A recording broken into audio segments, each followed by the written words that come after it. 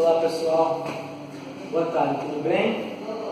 Hoje eu quero falar rapidinho com vocês sobre a importância dessa ferramenta na vida do instalador, do refrigerista.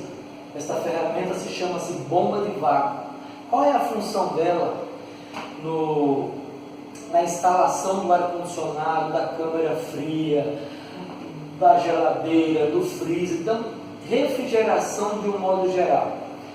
A função dessa ferramenta é desidratar o sistema, porque quando fica dentro do sistema gases não condensáveis, esses gases em contato com o óleo do compressor, ele torna-se um ácido, e esse ácido passa a causar graves problemas dentro do sistema.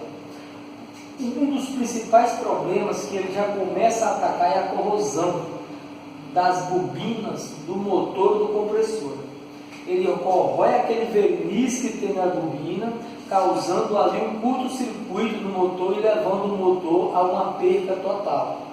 Então, é importante você, cliente que contrata um instalador para instalar o seu equipamento de ar-condicionado, exigir do seu instalador a bomba de vácuo, com um vacuômetro digital. Eu estou com um analógico aqui, mas eu tenho esse analógico e tenho um manifold que me dá duas medidas de precisão para eu ter a certeza que eu atingi um vácuo satisfeito, para o sistema não venha causar graves problemas no funcionamento. Não fazendo um vácuo no sistema, o que ocorre é o seguinte: diminui muito a vida útil do equipamento.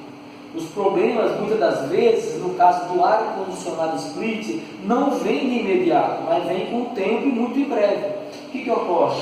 Começa a causar queima do compressor, o equipamento não dá um bom rendimento, isso daí causa um transtorno terrível na vida do cliente, vai acabar tendo que trocar o equipamento por causa de uma má instalação. Então você, cliente, exija do seu instalador a bomba de vácuo e um vácuo perfeito para que o seu equipamento possa funcionar com perfeição e traga para você solução e não problema.